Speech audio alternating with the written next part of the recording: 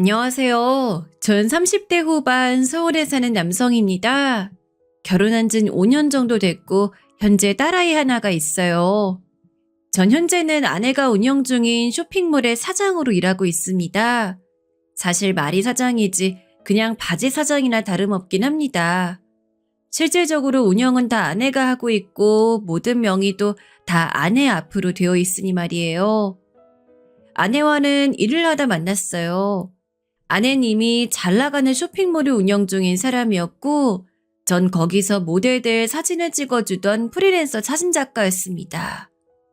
아내는 예쁜 사람이었고 멋있는 사람이었지만 저같이 가진 거 없고 평범한 남자에게는 꿈만 같은 사람이었기 때문에 아내를 연애 대상으로도 생각해 본 적이 단 한 번도 없었어요. 자기는 나 여자로 안 보는 것 같더라. 다들 나 어떻게 해보고 싶어서 난린데. 저는 제 주제 파악을 잘하거든요. 나중에 아내는 그런 제 대답이 마음에 들었다고 했어요. 그렇게 이야기하는 모습이 뭔가 마음에 들었다고 말이죠. 몇 번 술을 마시고 밥을 먹으러 다니면서도 연애는 해도 미래 꿈꾸지 않았습니다. 그런 여자들은 자기보다 잘난 남자들과 결혼할 거라고 당연히 그렇게 생각했거든요. 나랑 결혼하자. 어? 그래서 아내가 결혼하자는 말을 들었을 때 농담인가 했어요. 하지만 아내는 진심으로 하는 말인 것 같더라고요. 진심이야? 나 임신했어. 애 낳고 싶어. 저희 둘 사이에 아이가 생긴 겁니다. 아내는 낳고 싶다고 했어요. 어렸을 때부터 젊고 예쁘고 능력 있는 엄마가 되는 게 꿈이었다면서 말이죠. 하지만 그 꿈만 같던 아내의 프로포즈가 전 마냥 반갑지만은 않았습니다. 왜냐하면 대신 난 당신이 당신 집안이랑 연 끊어졌으면 좋겠어. 어? 아낸 제가 저희 가족과 연을 끊을 것을 요구했어요. 저희 집이 조금 어렵긴 했습니다.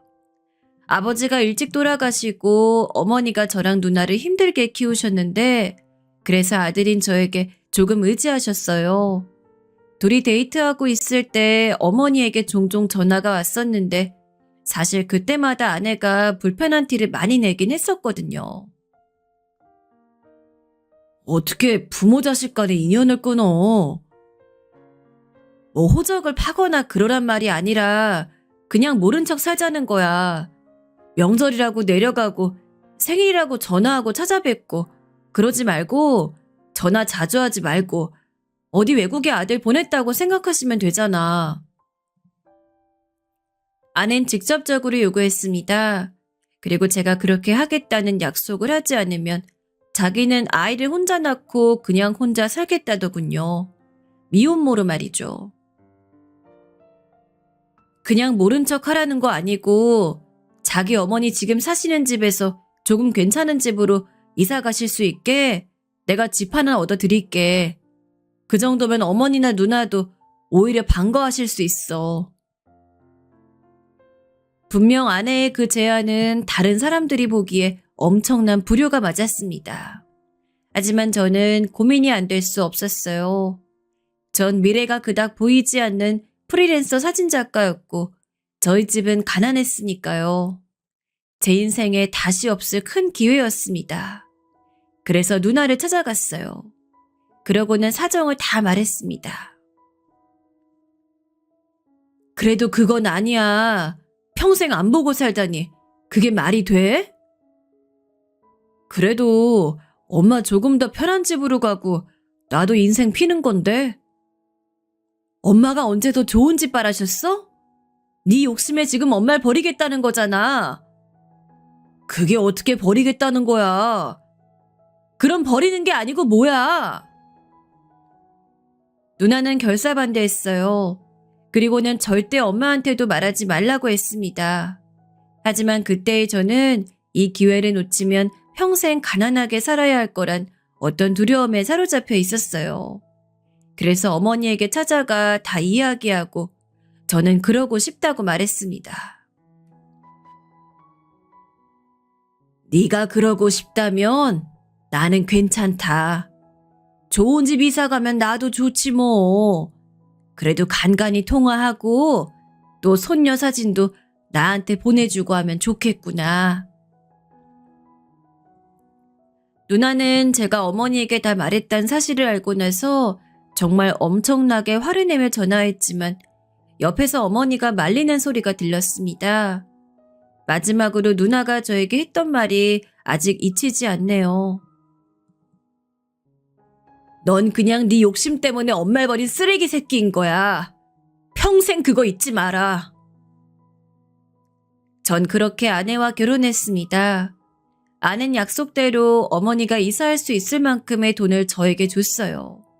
전 바로 어머니의 통장으로 이체했고 집을 새로 얻으시라 했습니다. 그리고는 어머니에게 일절 연락하지 않았어요. 가끔 손녀 사진을 보내주겠다는 말도 지키지 않았습니다. 혹시나 아내에게 밉보일까 싶어서 말입니다. 어머니와 누나는 저희 결혼식에도 오지 않으셨거든요. 뭐 엄밀히 이야기하면 못 오신 거죠. 초대를 안 했으니까요. 아내의 지인들과 제 친구들 몇몇만 초대된 작은 결혼식이었습니다. 물론 작지만 돈은 엄청나게 쓴 결혼식이긴 했어요. 아내가 뭐 결혼식에 쓴 꽃값만 1억이 넘는다는 말을 얼핏 한 게 기억이 나니까 말입니다. 그렇게 저는 결혼을 하고 아이의 아빠가 되고 아이가 태어난 지 얼마 지나지 않아 아내가 운영하는 쇼핑몰의 사장이 되었어요. 앞서 이야기했다시피 물론 바지 사장이긴 했지만 말입니다. 제 인생은 정말 그야말로 180도 바뀐 겁니다. 비싼 외제차를 끌고 다니며 사장님 소리를 듣는 인생을 살게 될 거라곤 한 번도 상상하지 못했는데 그런 일이 저에게 일어났어요.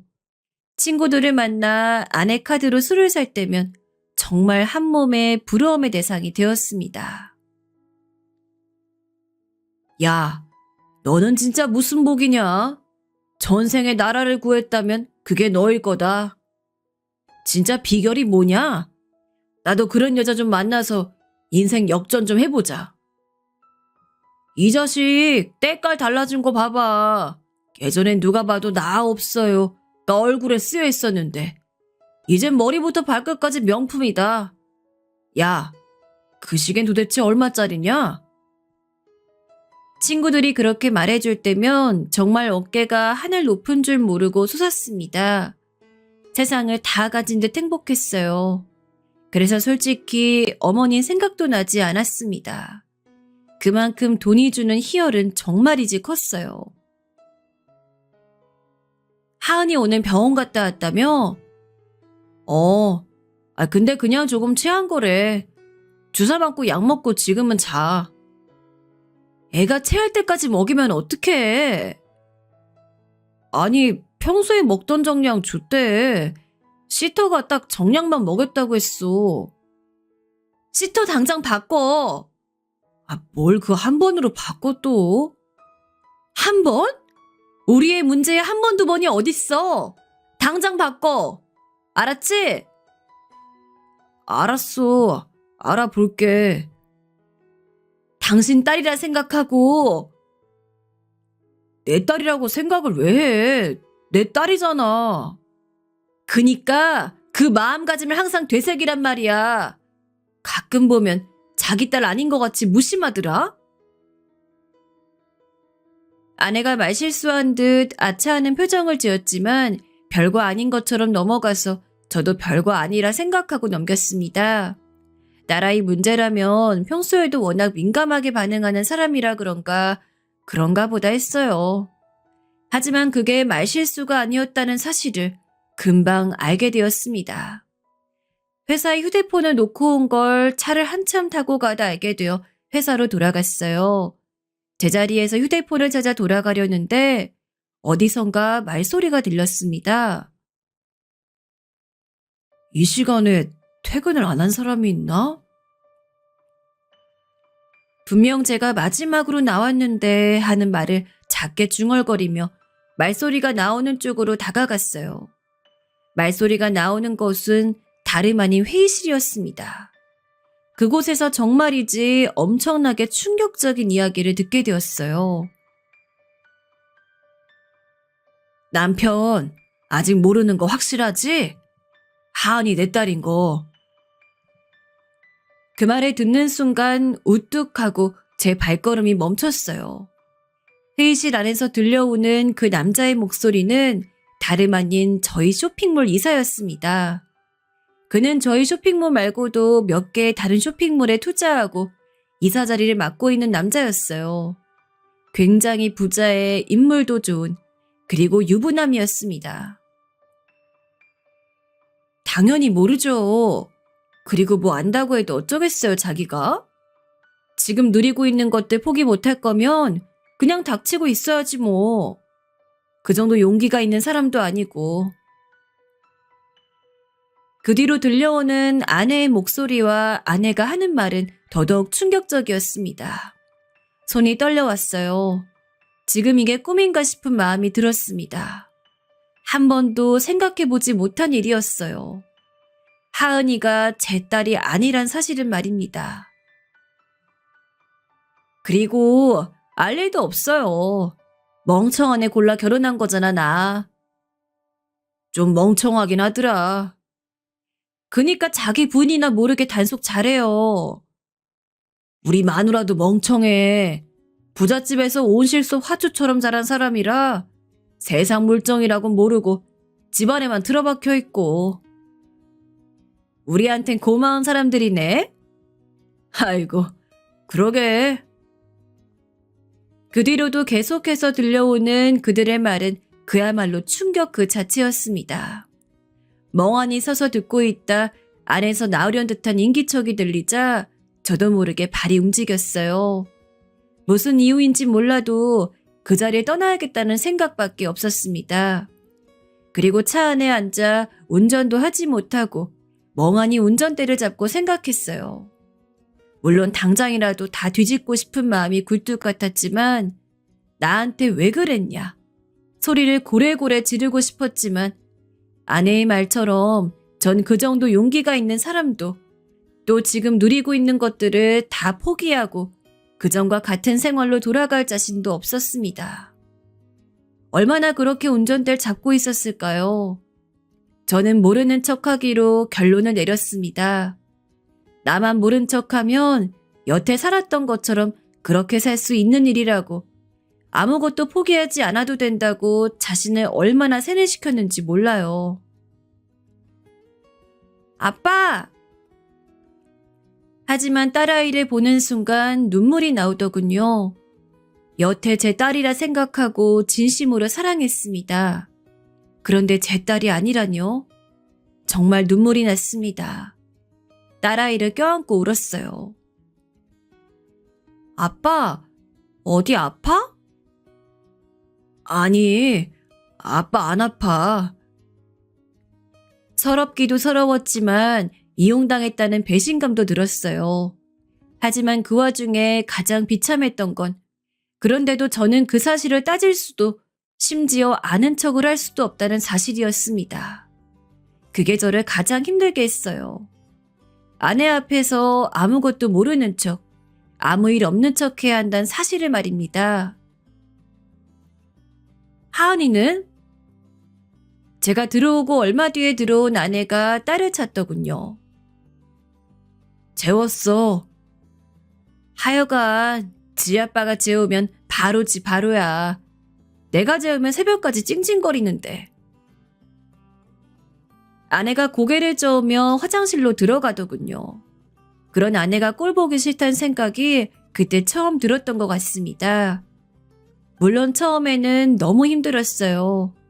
당연하죠. 부인의 외도만으로도 넘칠 만큼 힘든데 제 딸로 알고 4년 넘게 키워온 아이가 제 딸이 아니란 사실은 정말 견딜 수 없을 만큼 저를 힘들게 했습니다. 그리고 그만큼 힘들었던 건 아내와 그 남자와의 만남이 저보다 훨씬 더 전이라는 사실과 저는 그저 그 둘의 사이에 연막이 되는 존재일 뿐 아내에게 아무런 가치가 없는 존재였단 사실이었어요. 그래, 그런 여자가 나 같은 남자를 사랑하고 결혼까지 한다는 것 자체가 말이 안 되는 거지. 나 같은 놈 뭐 볼 게 있다고. 그렇게 우울함에 휩싸여 있을 때 어머니에게 연락이 왔습니다. 결혼하고 한 번도 연락을 먼저 하지 않으셨어요. 아마 혹시나 아들에게 누가 될까 그러신 거겠죠. 저는 그 마음을 알면서도 단 한 번도 먼저 연락을 드리지 않았고 말이죠. 제가 그런 일을 겪고 난 다음이라 마음이 좋지 않은 상태여서 그런지 그런 어머니의 연락이 반가웠습니다. 심지어는 목소리를 듣고 눈물이 날 뻔했어요. 하지만 걱정이 먼저 앞서긴 했습니다. 연락이 없으시다 하신 거니까요. 무슨 일 있으세요? 제가 놀라서 물었어요. 휴대폰 너머 어머니는 이미 조금 울먹이고 있었습니다. 내가 너한테 웬만하면 전화하지 않으려 했는데 너무 무서워서 전화를 했다. 무슨 일이신데요? 네 누나가... 순간 머리가 멍해지는 기분이었습니다. 어머니의 전화를 받고 병원으로 달려갔어요. 누나가 사고로 수술을 받고 있었습니다. 어머닌 저를 보자마자 부둥켜 안고 눈물을 흘리셨어요. 우리 집에 오다 사고가 났다지 뭐니? 저를 붙잡고 한참을 우시는 어머니를 무슨 정신으로 달래드렸는지 모르겠더군요. 중간에 의사 선생님이 한번 나오셔서는 다행히 큰 고비는 넘겼다고 말해주셨습니다. 괜찮대요. 고비는 넘겼대요. 어머닌 제 말을 듣자마자 주저앉으셨어요. 아이고, 감사합니다. 감사합니다. 누구에게 어디로 하는지도 모를 감사 인사를 한참을 하시는 어머니를, 그런 어머니를 보면서 제가 그동안 얼마나 잘못하고 살았나 하는 마음이 들었습니다. 잠시 계세요. 저 애 하원할 시간 돼서 데리고 올게요. 오늘은 시터분이 오시지 않는 날이라 제가 하원을 시켰어야 했었거든요. 어머니를 수술실 앞에 두고 아이를 데리러 갔습니다. 그 와중에도 혹여나 아이가 나중에 지 엄마에게 이야기할까봐 입단속을 시켰어요. 하은아, 아빠가 뭐라고 했지? 엄마한테 할머니 만났다고 이야기하지 말라고. 절대 이야기하면 안 돼. 알겠지? 엄만 하은이랑 말 안 해. 딸아이의 그 말에 또 마음이 무거워졌습니다. 그렇게 딸아이를 데리고 병원으로 갔어요. 어머니는 처음 보는 손녀를 너무너무 반가워했습니다. 예뻐 죽으려고 하는 게 눈에 보였어요. 아이고, 아이고 예뻐라. 세상에 이렇게 예쁜 아이가 다 있단 말이냐? 아이들은 본능적으로 자신을 좋아하는 사람들을 잘 안다고들 하잖아요. 그래서 그런지 딸아이도 처음 보는 제 할머니를 잘 따르더군요. 제 핏줄이든 아니든 4년간 키워온 그 아이는 제 딸이었습니다. 이미 전 그렇게 하기로 마음을 다잡은 상태였어요. 회복실에서 눈을 뜬 누나가 제 얼굴을 보고 인상을 잠시 찌푸렸지만 제가 안고 있는 딸아이를 보고는 웃더군요. 그곳에 하루 종일 있을 수 없어 딸아이를 데리고 집으로 돌아가는 길에 간다니까 서운해하던 어머니와 조카에게서 눈을 떼지 못했던 누나를 생각하니 가족이란 이런 건데 싶은 마음이 새삼 들었습니다. 애 데리고 이 늦은 시간에 어디 갔다 와?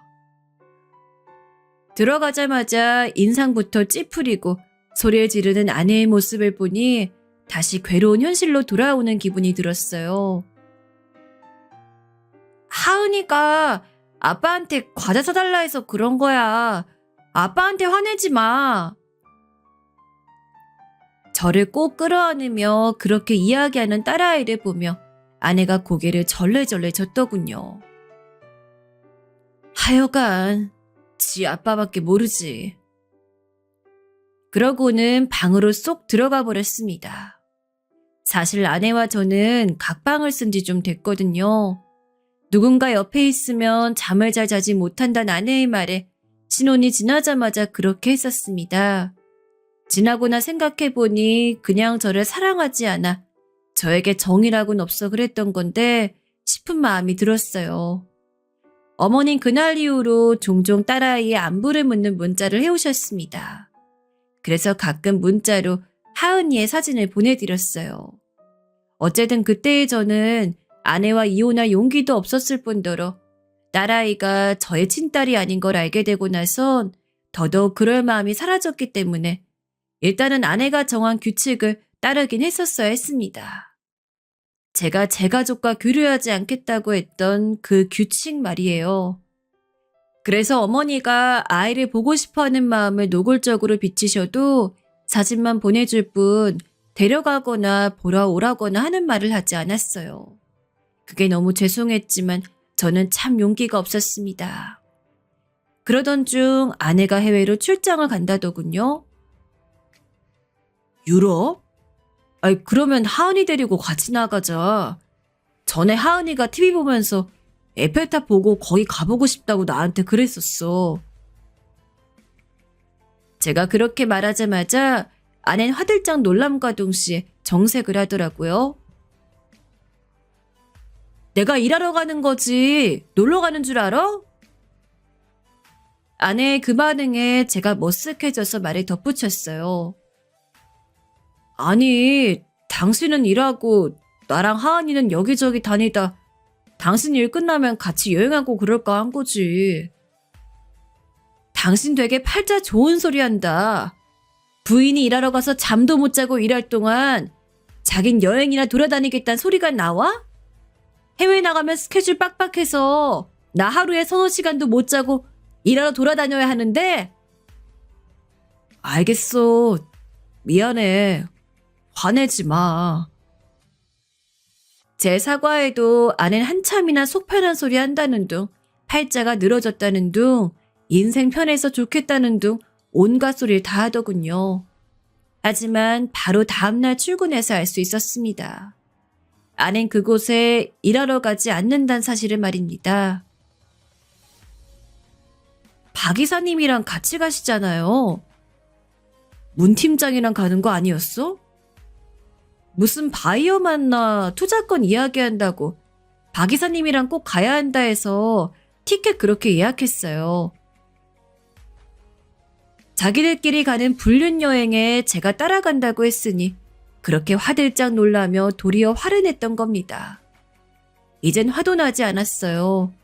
그들의 뻔뻔함이 어느 정도까지 가나 궁금해지기까지 했어요. 그렇게 아낸 출장 아니 여행을 떠났습니다. 딸아이의 친부이자 불륜 대상인 박 이사와 단둘이 말입니다. 이젠 조금 괜찮아졌다고 생각했는데 그런 일이 닥치니 힘들긴 하더라고요. 그래서 어머님에게 전화했습니다. 저희 집 비밀번호를 알려드리고 하은이랑 시간을 보내시라고 했어요. 시터에게는 오늘 출근하지 않아도 된다 연락했습니다. 급여는 그대로 드릴 거니까 하루 휴가라고 생각하세요. 제가 오늘 하은이랑 하루 종일 보내고 싶어 그래요. 시터에게 한 전화를 끊고 회사에서 업무를 마저하다 집으로 돌아갔어요. 현관문을 여는데 순간 눈물이 나올 뻔했습니다. 익숙한 냄새가 났거든요. 엄마의 밥 냄새 말입니다. 제가 들어가자마자 엄마가 나오시더라고요. 누나도 함께였습니다. 누나도 왔어? 제 질문에 누나가 입을 삐죽이며 말하더군요.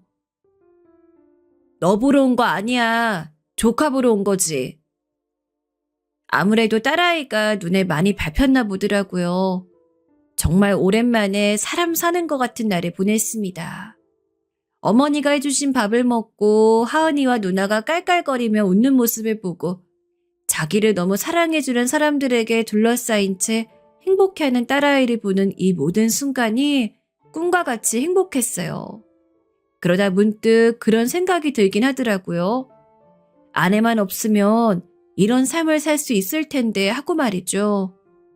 하지만 엄밀히 따지면 더는 하은이의 친부가 아니었고 이런 안락함도 다 아내가 가진 돈에서 나오는 거니 그건 불가능한 일이긴 했지만 말입니다.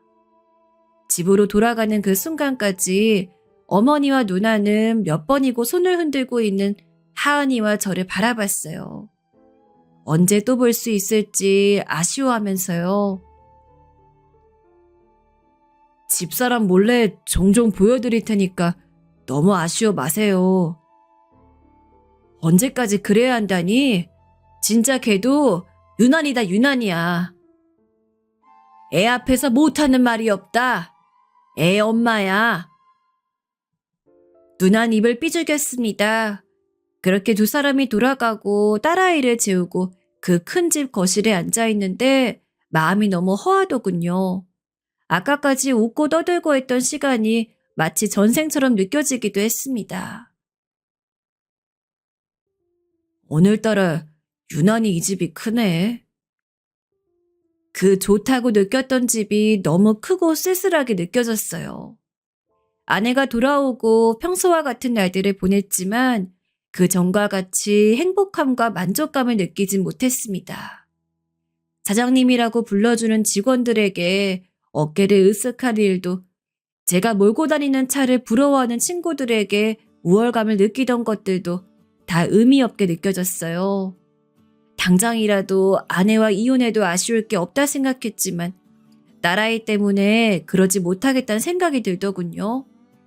어쨌든 저는 친부가 아니었고 저와 이혼하면 당연히 딸아이의 양육권은 아내에게 갈 게 뻔했으니까요. 그렇게 무기력한 나날들의 연속이었습니다. 그러던 어느 날이었어요. 누나에게 전화가 왔습니다. 야, 너 진짜 미쳤니? 갑자기 전화해서 그게 무슨 소리야? 왜? 네 와이프가 지금 엄마 신고해서 엄마 경찰서에 계시다잖아. 뭐?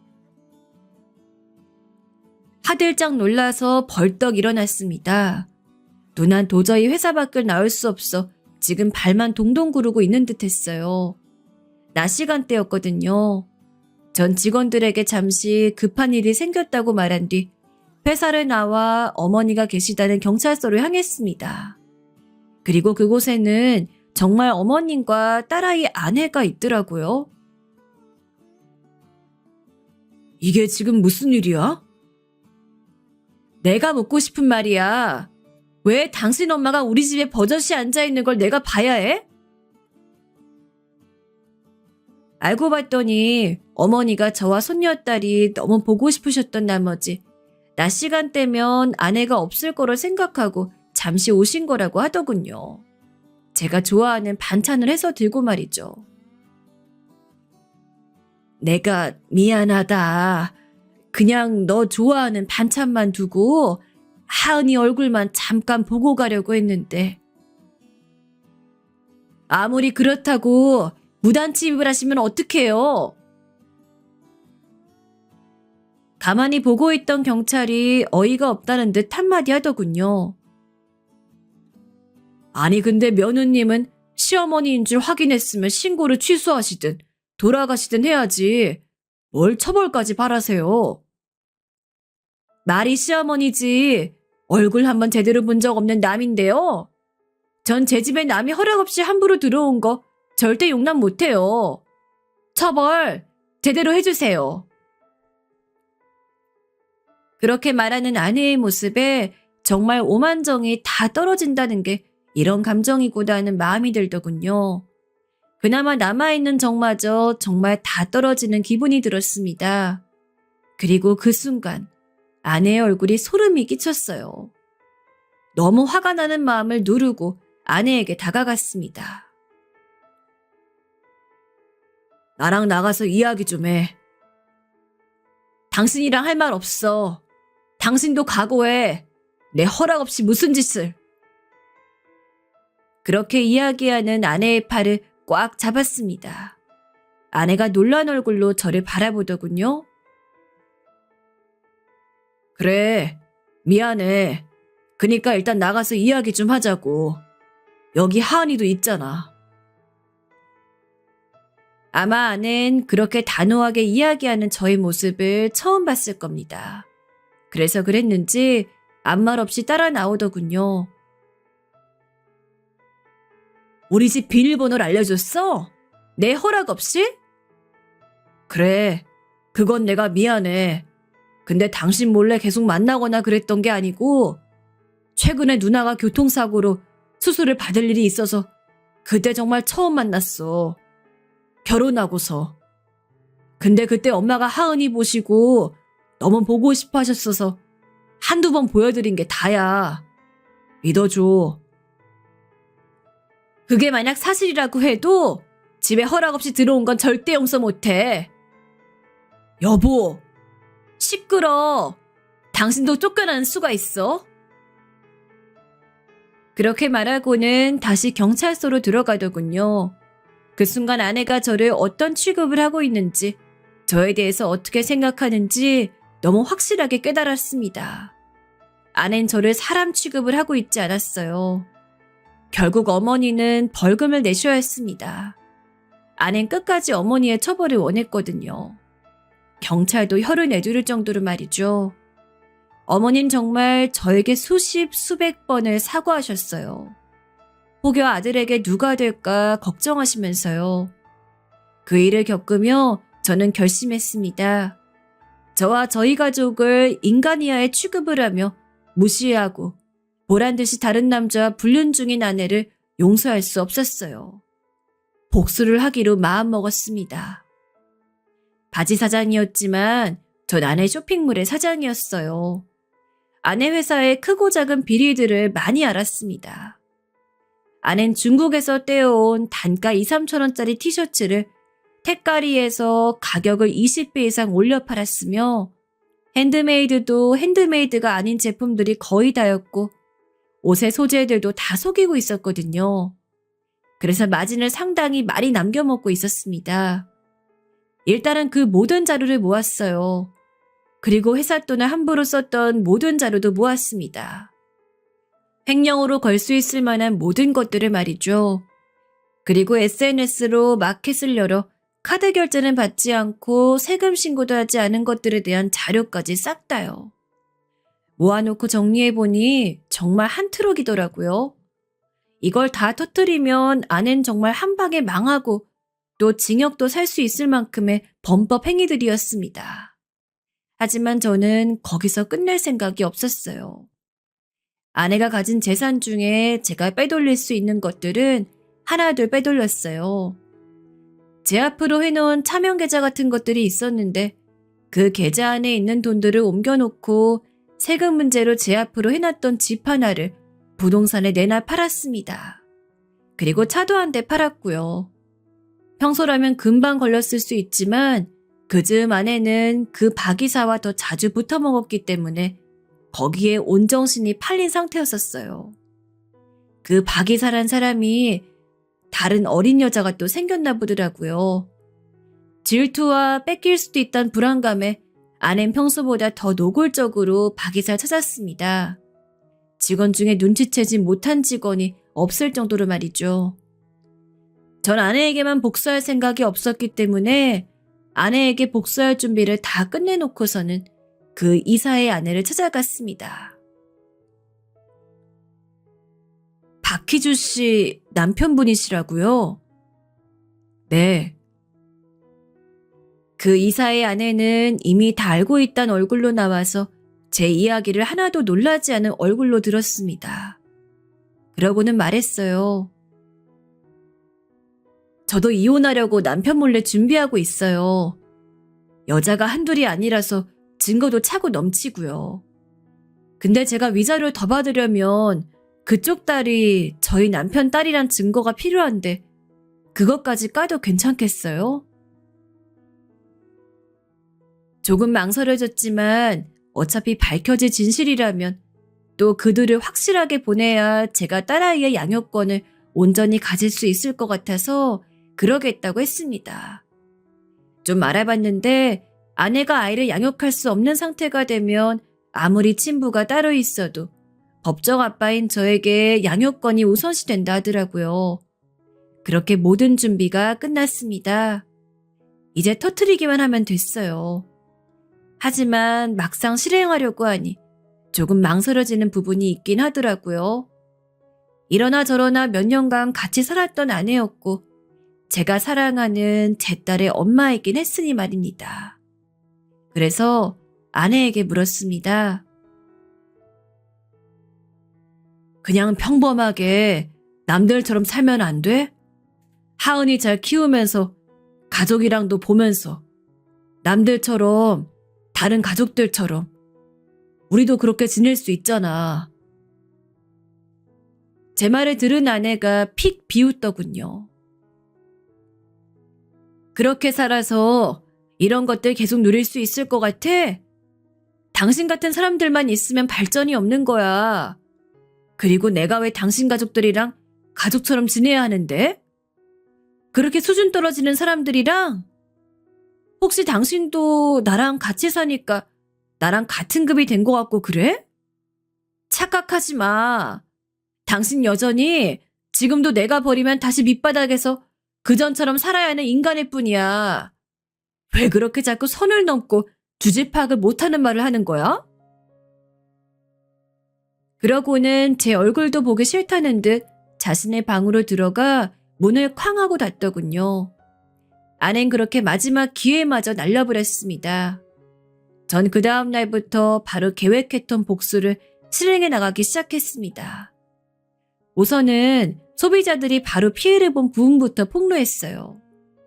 다들 들고 일어날 수 있게 말입니다.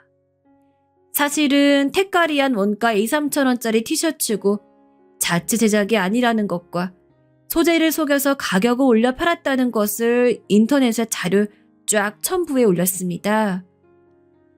양심고백 유명 인플루언서 쇼핑몰의 실체라고 자극적으로 제목을 달아 말이죠. 제 예상대로 글 반응은 가히 폭발적이었어요. 아내의 쇼핑몰에서 옷을 한 번이라도 구매했던 사람들이 여기저기서 다 불평불만을 이야기하기 시작했습니다.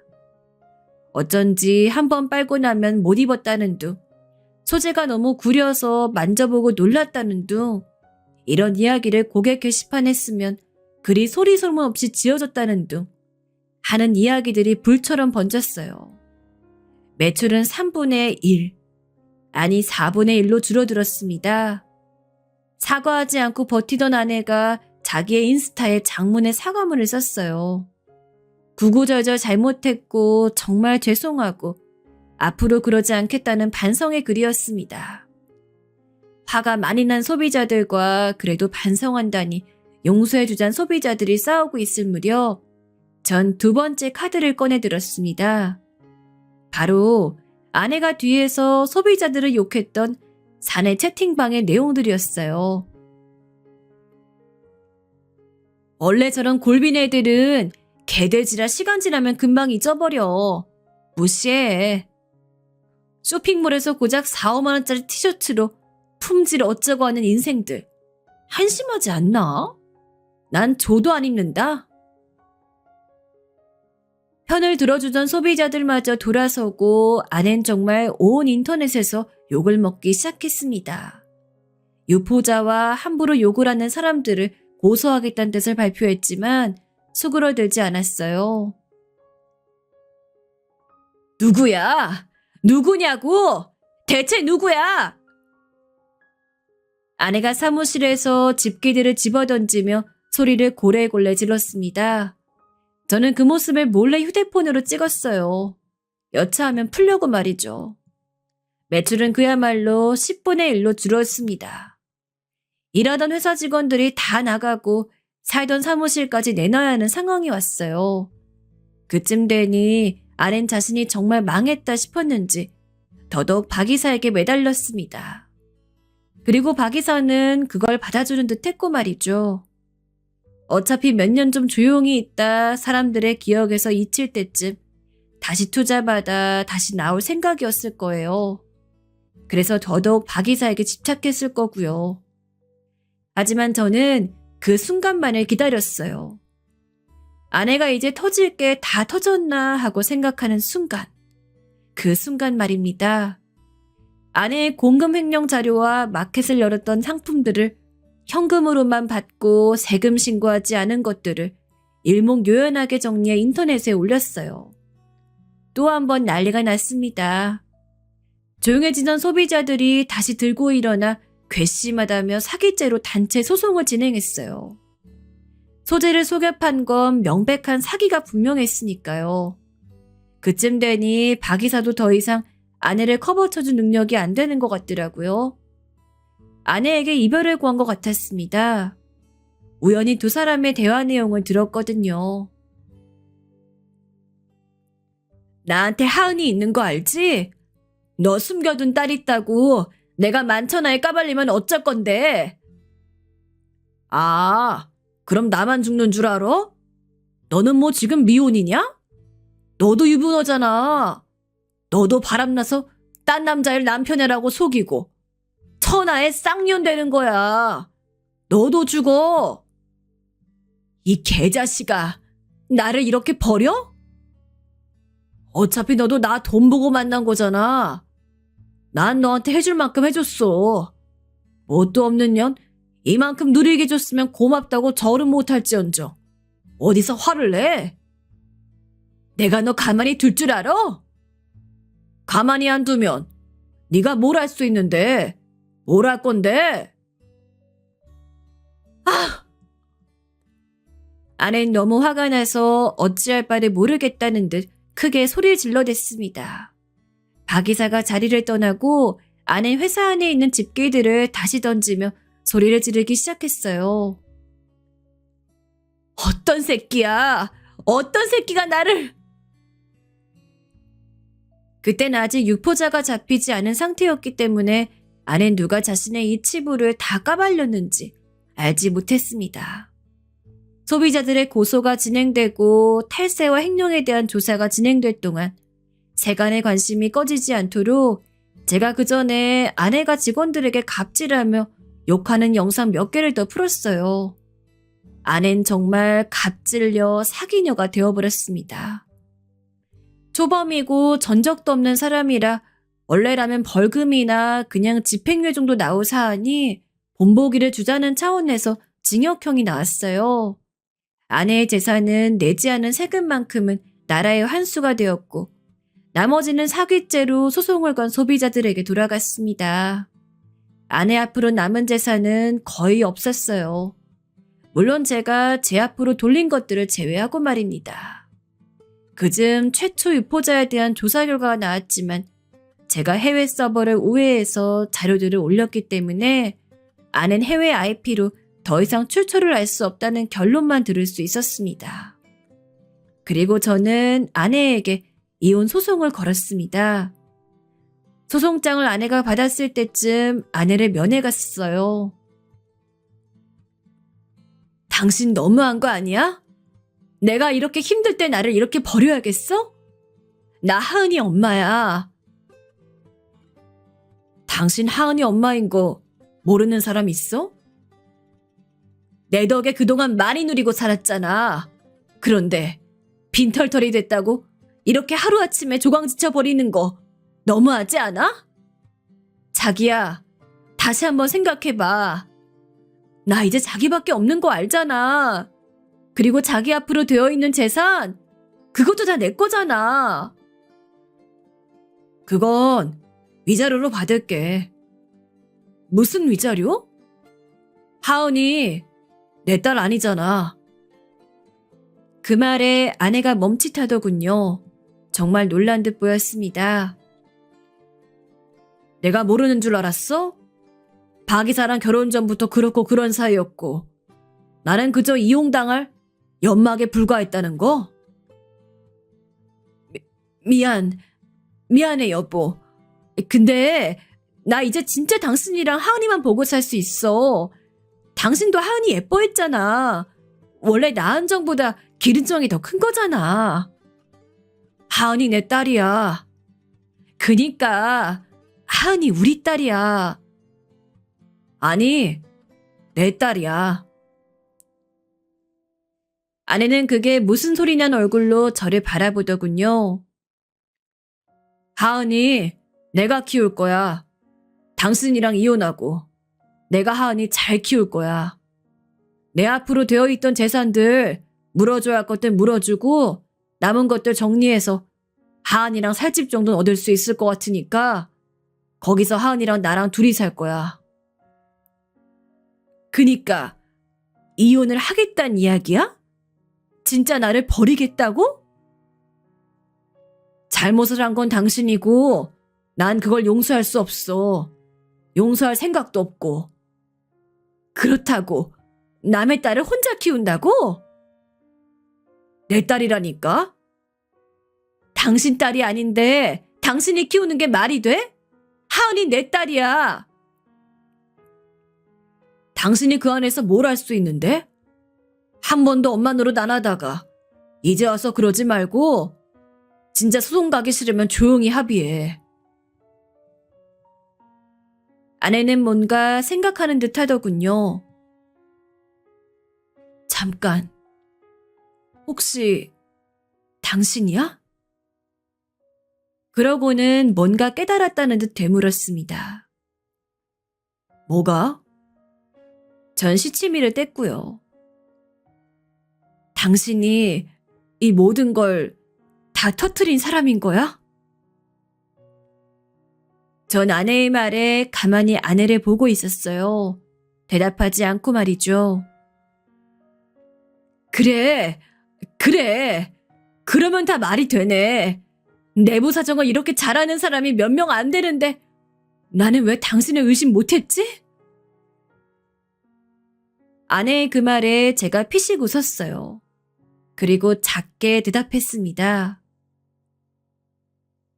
난 당신이 주는 이 모든 것들 가만히 감사하게 누리고만 있을 줄 알았던 거겠지 뭐. 찍소리 못하고 주인이 던져주는 뼈다귀만 받아먹는 개새끼처럼. 제 그 대답에 아내는 제가 그랬다는 거에 확신을 가진 듯 했습니다. 그리고 자리에서 벌떡 일어나 소리를 고래고래 지르기 시작했어요. 야, 이 미친 새끼야. 너지? 너 맞지? 너 진짜 내가 죽여버릴 거야. 어? 나라고 대답 안 했는데? 증거 있어? 그렇게 말하고는 씩 웃으며 나왔습니다. 아내의 엄청난 비명이 안에서 들려왔어요. 속이 다 시원하더군요. 이혼 절차는 빠르게 진행됐습니다. 아무래도 아내가 확실한 유책 배우자이다 보니 그럴 수 있었어요. 엄청난 위자료 배상해야 할 위기에 처하자 아낸 자신이 먼저 양육권을 포기할 테니 합의해달라고 연락하더군요. 다시 한번 느꼈습니다. 정말이지 상종 못할 여자라고 말이죠. 박 이사 이야기를 좀 해야겠네요. 박 이사 역시 지금 징역을 살고 있어요. 알고 보니 그도 여러 쇼핑몰을 내주는 과정에서 횡령과 탈세, 그리고 온갖 사기를 많이 저질렀더라고요. 그리고 여기저기 바람을 피운 여자가 한둘이 아니었던지라 이혼도 당했습니다. 그 과정에서 제가 도움을 좀 드리긴 했어요. 그 덕에 위자료를 많이 받을 수 있었다고 박 이사의 부인, 그니까 이제는 전부인 되신 분이 고맙다고 인사를 한번 하시러 오신 적이 있었습니다. 그때 우연히 하은이를 보게 되었는데 가만히 머리 쓰다듬어 주시더군요. 아이가 무슨 잘못이 있겠어요. 그죠. 하은이랬나? 네. 참 예쁘게 생겼다. 아빠 말 잘 듣고 알겠지? 제품에 안겨 고개를 끄덕이는 하은이를 보고 박 이사 전부인이 돌아섰습니다. 그분은 그 이후로는 소식을 들을 수 없었어요. 저는 그 전에 정리해뒀던 재산과 어머니가 가지고 있던 돈으로 작은 아파트를 샀어요. 어머니는 그때 들였던 그 돈을 한 푼도 쓰지 않고 그대로 가지고 계셨더라고요. 함부로 쓸 수 없으셨다면서 말이죠. 그래서 지금은 하은이와 어머니, 그리고 저, 이렇게 셋이서 함께 살고 있습니다. 제 친딸이 아닌 걸 이젠 어머님도 누나도 알고 있어요. 하지만 정말 친손주처럼 생각하시고 예뻐하십니다. 원래 기른정이 더 무서운 법이야. 나도 몇 번 봤다고 이렇게 정이 들었는데. 하은이도 저를 좋아하는 사람들과 함께 사는 것을 너무 좋아하고 말이죠. 그리고 전 취직을 했어요.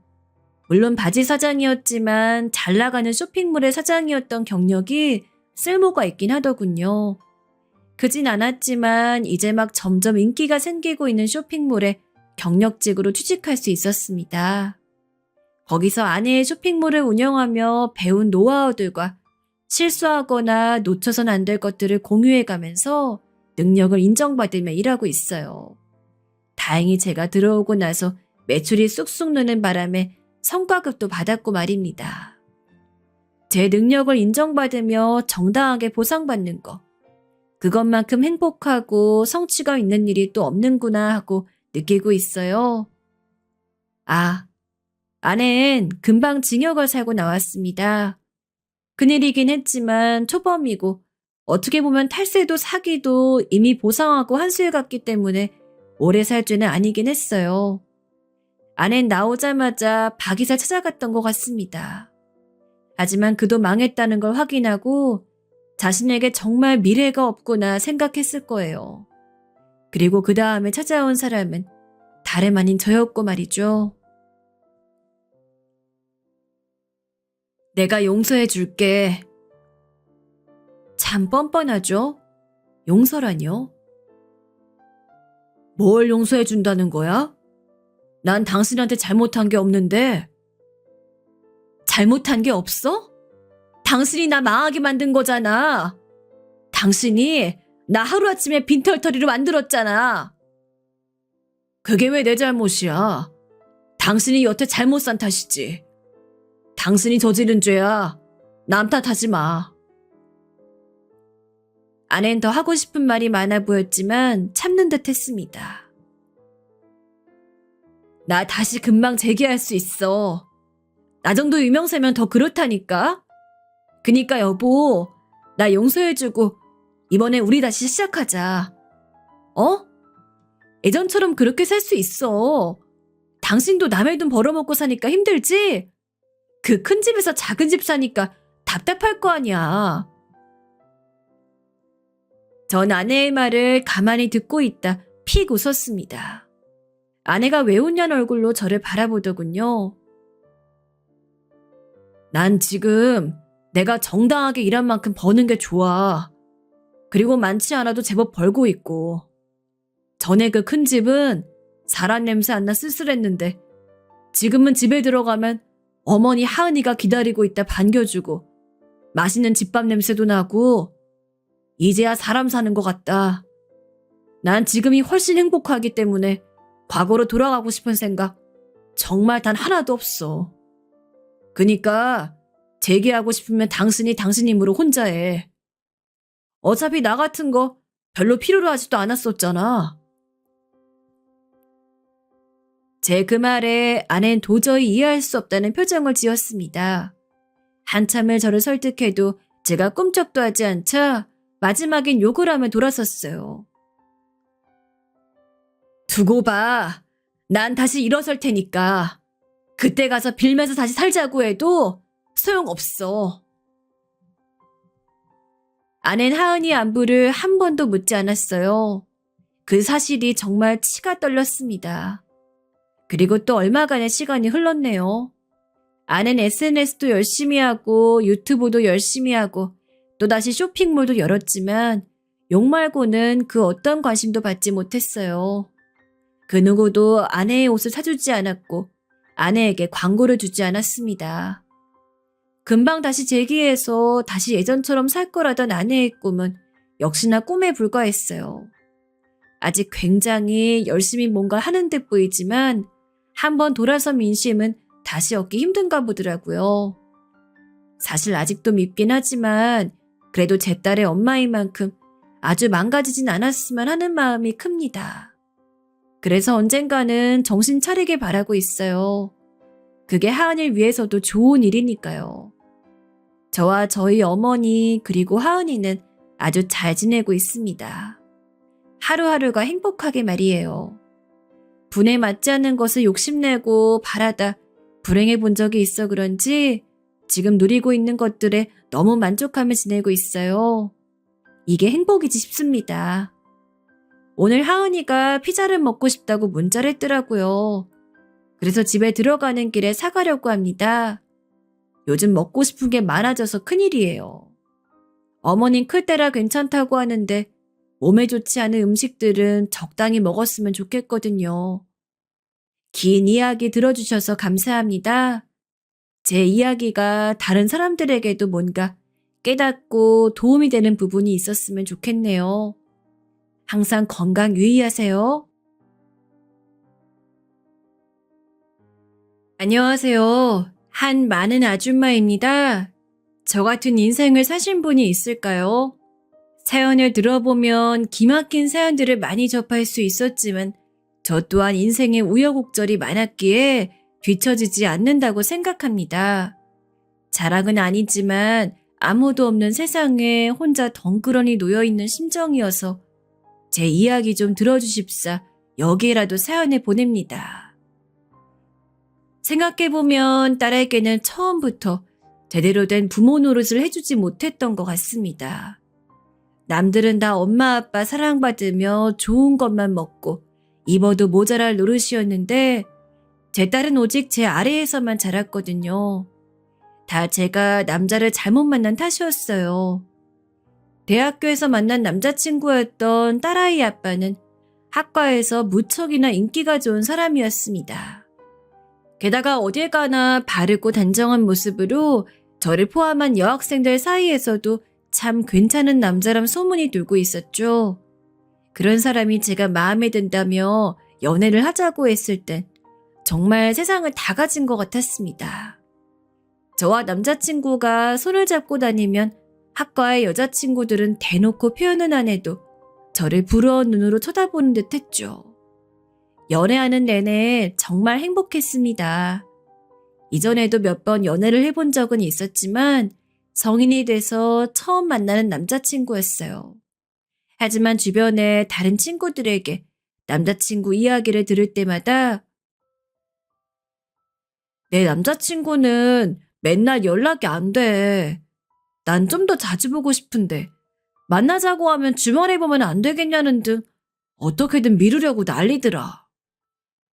와 같은 불평불만만 가득했던 것에 비해 제 남자친구는 단 한 번도 저에게 그런 문제로 서운함을 준 적이 없었습니다. 희지야, 우리 내일은 너 가고 싶다던 수족관 갈까? 내가 미리 표 사놨어. 오히려 제가 생각지도 못했던 부분까지 먼저 챙겨주며 말 그대로 공주님 모시듯 대접을 해주었어요. 어린 마음에 치기이고 한 번도 남자친구와 진지하게 이야기해 본 적 없었지만 전 당연히 남자친구와 시간이 지나 결혼을 할 거라고 생각했습니다. 그땐 그게 제게 당연했습니다. 오빠, 나 임신했어. 그래서 처음 임신 사실을 알았을 때도 당연히 예기치 못한 임신이었기에 당황하긴 했지만 두려움보단 그럼 생각보다 결혼을 빨리 하겠다라는 속 편한 생각이 먼저 들었던 것 같아요. 남자친구에게 임신 사실을 알리면서도 설마 남자친구가 임신에 대해 부정적인 반응을 보일 것이라곤 단 한치의 의심도 없이 믿고 있었습니다. 하지만 남자친구는 굉장히 떨떠름한 반응이었죠. 임신을 했다고? 아이, 큰일이네. 우리 그럼 일찍 결혼해야겠다. 그치? 나도 놀라긴 했는데 그래도 얼른 부모님께 알리고 인사드리고 해야지. 예상 밖의 반응이었던지라 조금 놀랐지만 남자친구가 절 버릴 거라고는 생각하지 못했습니다. 미안. 오늘 바빠서 못 만나겠다. 다음에 보자. 하지만 남자친구는 그때부터 눈에 띄게 저와의 만남을 피했습니다. 전 어떻게든 남자친구와 연락을 하고 만나기 위해서 노력했지만 공부해야 한다, 친구랑 약속이 있다, 부모님이 아프다 등등 남자친구는 각양각색의 변명을 꺼내 저와 만나려 들질 않았습니다. 그전과는 너무 다른 태도였죠. 애가 있는 것에 대해 부모님에겐 말씀도 못 드리고 정말 친한 친구들한테만 조용히 이야기하면서 남자친구의 반응까지 이야기해 주었더니 친구들은 야, 너 대체 어떻게 하려 그래? 얼른 더 늦기 전에 부모님한테 말씀드려. 근데 네 남자친구랑 그놈은 진짜 못됐다. 딱 봐도 발목 안 잡히려고 너랑 멀어지려는 거 아니야? 라며 여러 가지 조언을 해주었어요. 부모님에게 이야기해야 한다는 것은 저도 동의했지만 미련하게도 남자친구를 욕하던 친구한텐 아니야, 오빠도 당황스러워 그런 걸 거야. 금방 연락 올걸? 이라며 남자친구 편을 들었습니다. 참 그때까지만 해도 제가 어리석었죠. 그러나 남자친구는 저의 임신 사실을 안 지 약 한 달째 돌연 대학교를 그만두었습니다. 그뿐만 아니라 연락처까지 전부 바꾸어 버렸어요. 그때는 정말 하늘이 노래지는 줄 알았습니다. 아무리 전화를 걸어도 연락을 안 받고 같은 동기한테 물어봐도 남자친구는 하늘로 사라진 건지 땅으로 꺼진 건지 아무도 어디 있는지 모른다고 하더군요. 남자친구는 당시 제 집을 알고 있었지만 전 남자친구의 집을 몰랐기에 찾아갈 수도 없었습니다. 공부고 뭐고 손에 잡히지도 않고 억지로 대학에 가서 강의를 들어도 계속 심장이 두근두근거리면서 배 한편이 알싸하게 아픈 느낌이 들었어요. 아마 기분 탓이었을 거예요. 그러다 보니 더는 미룰 수가 없다는 생각이 들어 2달이 되기 좀 전에 부모님에게 말씀드렸습니다. 그날 집이 정말 무너지는 줄 알았어요. 부모님은 무조건 애를 지우라면서 너 그 애 낳으면 너 더 이상 우리 딸 아니다. 라며 독한 말도 하셨죠. 그리고 그 남자친구 집을 찾아가서 행패 아닌 행패를 부리셨어요. 지금에 와선 부모님의 행동들이 이해가 가지만 그때 당시에는 아버지의 모습이 너무 창피해서 그만하라고 계속 말렸던 것만 생각나네요. 남자친구 부모님도 수술비와 위로금은 조금 챙겨줄 테니 아이를 지우자고 했습니다. 하지만 전 그럴 수 없었어요. 저 역시 아이를 지울 생각도 하긴 했어요. 왜 안 해봤겠어요? 하지만 그때까지도 남자친구를 원망하고 미워하는 한편 너무 사랑하는 마음도 있었고 이미 멀쩡히 제 뱃속에 살아 숨쉬는 아이를 저 편하자고 죽이는 게 더 무서웠습니다. 전 친구 집, 이 집 저 집을 옮겨 다니며 부모님 눈을 피했습니다. 어차피 아이를 낳게 되면 부모님도 어찌할 수 없을 거란 생각이 있었거든요. 그런데 그 생각은 제 착각이었어요. 만삭의 배로 집에 다시 들어가자 엄마는 알아누우셨고 아버지는 저를 내쫓았습니다. 내가 그리 말렸거늘? 기어이 다신 집에 찾아오지 말아라. 나도 부모 말 안 듣는 딸은 필요 없어. 엄마, 아빠! 아버지는 제 앞에서 모질게 문을 닫아버리셨습니다. 그리고 저는 또다시 만삭의 몸을 이끌고 친구 집으로 갈 수밖에 없었습니다. 그리고 며칠 뒤 엄마가 친구 편으로 작은 원룸 얻을 돈과 생활비 조금을 보내주셨더라고요. 아마 엄마도 제가 걱정은 되셨을 겁니다. 그때부터 전 뱃속의 아이와 홀로 원룸에서 살아갔죠. 대학은 당연히 자퇴했습니다. 하지만 당장 금전적인 문제로 심하게 허덕이질 않다 보니 다른 게 저를 괴롭히더라고요. 바로 고독이었어요. 엄마가 해주던 김치찌개도 그립고 가끔 주말에 아빠 손잡고 공원에 가던 날들도 그립고 비록 저를 버리고 도망갔지만 너무 행복한 연애를 하게 만들어줬던 남자친구가 그리웠습니다. 밤에 울기도 정말 많이 울었어요.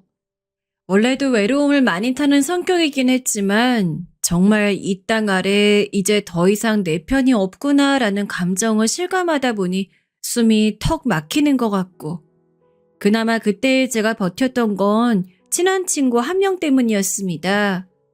제가 처음 남자친구와 임신 사실을 이야기했을 때 남자친구 욕을 했던 그 친구였어요.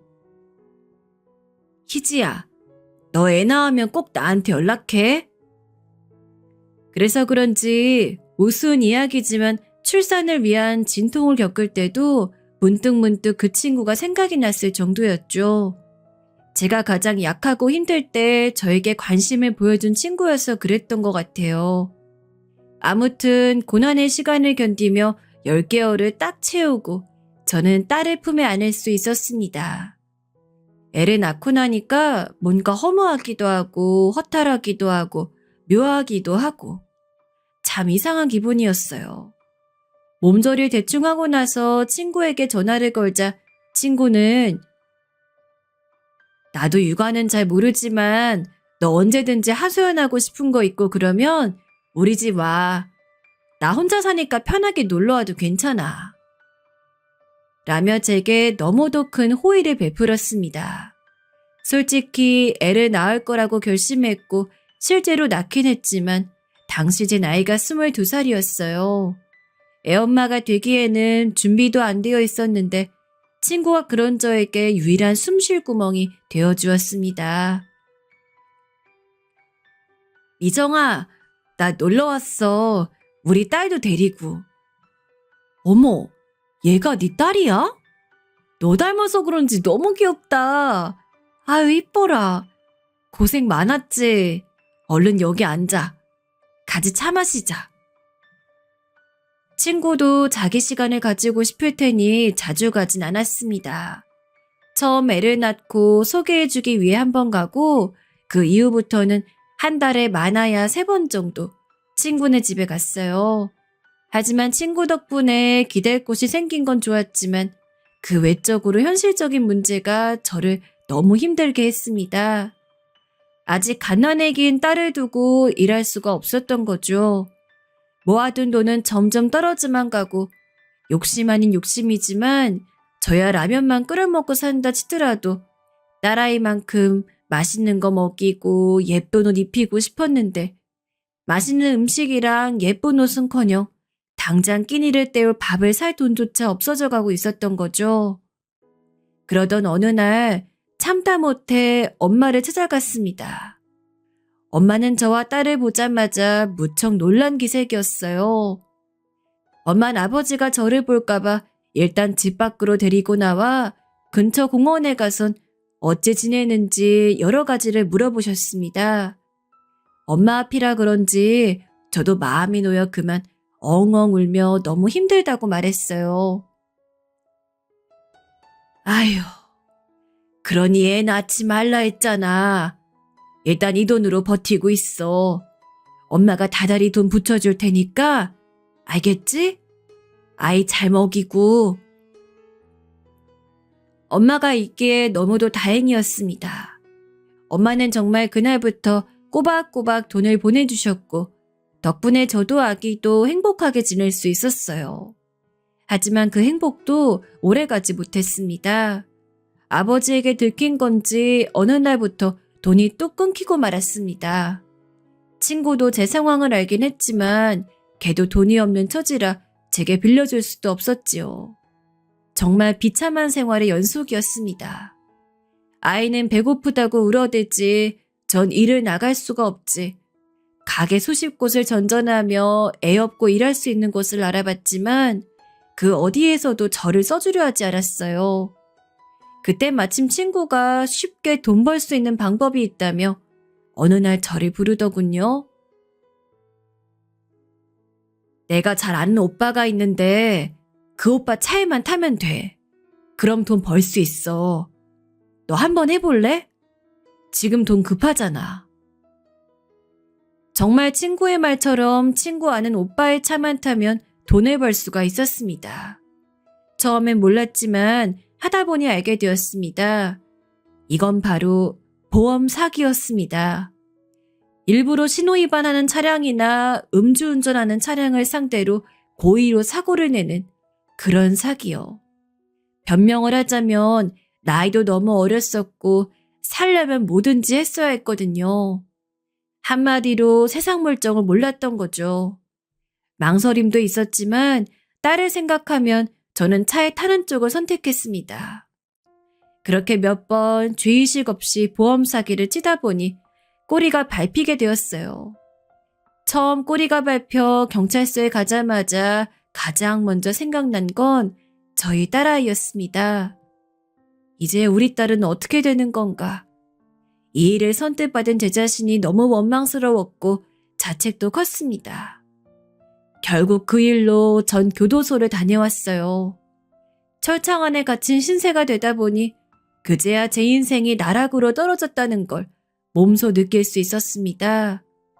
제가 왜 그런 나쁜 짓을 했는지 후회가 밀려왔어요. 무엇보다 교도소엔 너무 무서운 사람들이 많았어요. 저 같은 사람들은 적응도 못했고 매번 괴롭힘 당하며 한쪽 구석에서 자야 했습니다. 별의별 사람들이 다 있었습니다. 함부로 시비를 거는 사람들부터 돈을 뺏으려는 사람들, 절 상대로 사기를 치려는 사람, 심지어 너무 무섭고 끔찍한 짓을 저지르고 온 사람. 그런 사람들 틈바구니에 있다 보니 하루하루 사는 게 살얼음판과 다름없었어요.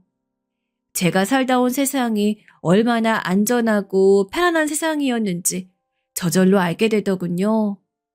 그럴 때마다 생글생글 웃고 있던 딸의 얼굴이 생각나서 얼마나 숨죽여 울었는지 모르겠습니다. 특히 한 사람이 저를 무척 괴롭혔습니다. 저희 방장으로 있던 여자가 있었는데 그 여자는 저를 시도 때도 없이 괴롭히던 여자였어요.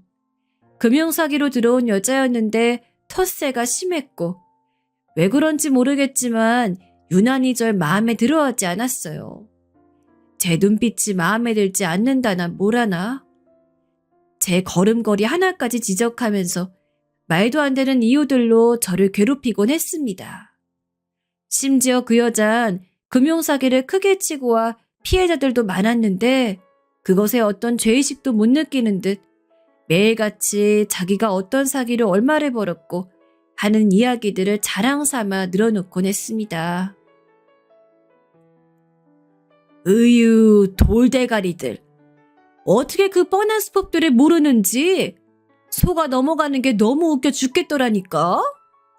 하기야, 사기도 머리가 똑똑해야 쳐요. 내가 어렸을 때부터 얼마나 똑똑했냐면 우리 엄마가 한글을 알려주지 않아도 척척 읽고 수학 공식도 막 혼자 적고 그랬대. 오죽하면 집 나가는 우리 아버지가 똑똑한 나 두고 가는 게 제일 한이라 했다나 뭐라나? 아무튼 내가 대학만 갔음 아마 최소 국회의원쯤은 됐을 거야. 그 여자의 허세어린 말들을 듣고 있자면 정말 인간이 아니라 악마란 생각이 저절로 들곤 했습니다.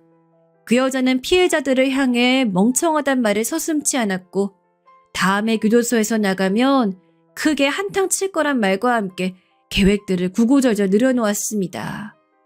또 자기가 이 땅에서 대장이 되고 싶었는지 그 대장을 하기 위해 툭하면 사람들을 부려먹고 약해 보이는 여자들을 괴롭히곤 했어요. 어이가 없었습니다. 죄를 지어 들어왔으면 조용히 반성하고 나갈 노릇이지 왜 여기서까지 사람들을 쥐어잡고 왕행세를 하려는 건지 한심해 보였습니다. 하지만 그 여자 앞에선 그런 티를 낼 수가 없었죠. 더 맞지 않기 위해 그저 몸을 웅크리고 명령에 복종하기만 했습니다. 그러던 어느 날 갑자기 제게 이런 말을 하더군요. 야, 너 한번 여기 엎드려봐. 저보고 바닥에 엎드려보라는 거였어요. 또 뭔 짓을 하려나 싶어 두려움이 앞섰습니다. 아마 저를 밟거나 하며 아프게 하려는 게 분명히 보였으니까요. 결국 무서움에 떨면서 제가 하지 않겠다고 말했습니다. 저 몸이 아파요. 제발 저 좀 냅두세요. 저 그냥 조용히 있다 나갈게요. 야, 내가 너한테 뭘 어쩐데? 그냥 엎드리기만 하라니까. 지금 나한테 반항하는 거야? 아, 그만 좀 하라고요. 그날은 저도 참지 못했습니다. 이 반복되는 악순환을 끊고 싶었던 걸까요? 그 방장 여자에게 소리를 질러버렸어요. 비명 같은 제 목소리에 역시나 방장 여자의 표정이 한순간에 일그러졌습니다.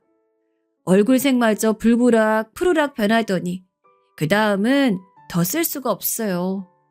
전 온몸에 멍이 든 채로 울음소리까지 참아가며 자야 했습니다. 제게 울음소리 내면 가만두지 않겠다고 엄포를 놓았기 때문이죠. 그 다음 날부터 전 방장 여자의 눈에 거슬리지 않기 위해 최대한 비굴하게 살아야 했어요. 그 여자가 시키면 시키는 대로 살았죠. 그게 교도소에서 제가 살아남을 수 있는 방법이었습니다. 어떤 이들은 저를 불쌍히 여기기도 했지만 아무도 도와주려 하지 않았습니다. 오롯이 저 혼자였어요. 너무나 지옥 같았지만 그나마 위안이 되는 점이 있었다면 교도소에 있는 동안 엄마가 아버지를 설득해 딸아이를 돌봐주셨다는 거 그뿐이었습니다. 교도소에서 나오는 날 전 이제 그 방장 여자의 얼굴을 보지 않아도 된다는 점이 가장 좋았습니다. 그리고 해방이라 생각하며 철문 밖으로 나오는 순간 딸아이 얼굴이 떠올라 집으로 달려갔습니다. 교도소에서 나온 딸을 어떻게 맞이하실지 곧바로 내쫓기진 않을지 걱정이 되었지만 다행히 엄마도 아버지도 저를 집안엔 들여보내주셨어요. 전 들어가자마자 몰라보게 커진 딸부터 안아들었습니다. 절 향해 방실방실 웃는 어린 딸을 보는 순간 교도소에서 고생했던 것들이 한꺼번에 스쳐 지나갔고 저도 모르게 딸의 보리로 눈물이 떨어졌어요. 그런데 눈물이 채 마르기도 전 아버지의 엄한 불호령이 떨어졌습니다. 이제 딸 데리고 나가라. 여보, 그냥 같이 살면 안 돼요? 우리 희지 고생도 많이 했는데 몸 마른 것 좀 봐요. 응? 나랑 어제 얘기했잖아요. 조용히 안 해? 난 교도소 다녀온 딸 둔 적 없어. 당장 네 딸 데리고 나가라. 아버지. 저도 제가 부모 마음에 못을 박은 건 알고 있었습니다. 어떻게 모를 수 있나요? 제가 부모라도 교도소 다녀온 딸을 딸로 받아들일 수 있을까 싶었습니다. 부모의 반대를 무릅쓰고 애까지 낳고 거기다 그런 무서운 곳까지 다녀왔는데 저도 할 말이 없었습니다. 하지만 너무나 절박했던지라 아버지에게 무릎을 꿇었습니다. 아버지, 죄송해요. 제가 다 잘못했어요. 아버지 말 안 들은 것도 다 제 잘못이고 사기를 친 것도 다 큰 죄예요. 그래도 저 한 번만 받아주시면 안 될까요? 그냥 여기서 먹고 자게만 해주면 애가 크면 알아서 나갈게요. 제발 그렇게만 해주시면 안 될까요? 아이를 바닥에 내려놓고 아버지에게 두 손 모아 비는데 눈물이 뚝뚝 떨어졌어요. 허나 아버지는 여전히 단호하셨습니다. 엄마까지 나중엔 나서서 아버지를 붙들고 울고 소리까지 지르셨지만 전 이미 눈밖에 난 자식이었습니다. 그래도 감사할 건 엄마가 원룸 얻을 돈을 구해줘서 그 돈으로 몸 눕힐 곳은 구할 수 있었단 사실이었어요. 그리고 그때부터 제 인생에 힘든 일들이 시작되었죠. 힘들고 외로웠지만 제가 뿌린 씨앗이라 생각하고 참아냈어요. 저는 그냥 오로지 제 딸 하나만을 위해 살았습니다. 다행히 아이를 포대기에 업고 일을 할 수 있던 식당이 있어서 그곳에서 10시간씩 설거지라고 그랬습니다. 아니 애까지 데리고 어떻게 일을 하려 그래? 딴 데 알아봐. 제발 부탁드려요. 애 맡길 만한 곳도 없고 설사 있어도 정말 돈이 하나도 없어요. 절대 일에 방해 안 가게 하고 누구보다 열심히 일할게요. 그땐 쪽팔림 같은 것도 못 느꼈습니다. 어떻게 해서든 돈을 벌어야 했으니까요. 그나마 다행히 제 사정을 안타깝게 생각해 주시는 분이 있어 그분의 도움을 받아 몇 년간 정말 뼈가 부서져라 일을 했습니다. 그나마 애가 어린이집을 다닐 정도로 큰 뒤에는 낮 시간 동안 혼자 일을 할 수 있어 훨씬 편해졌고 돈도 꽤 모은 뒤엔 고물이 돈이 된다는 말에 포터까지 하나 장만했어요. 식당 일은 벌이가 아주 좋지 않았기에 종종 고물과 폐지를 주어 팔곤 했는데 그걸 몇 번 하다 보니 차라리 고물과 폐지를 줍는 게 생계에 더 도움이 되겠더라고요. 여자로서의 삶은 제게 사치였습니다.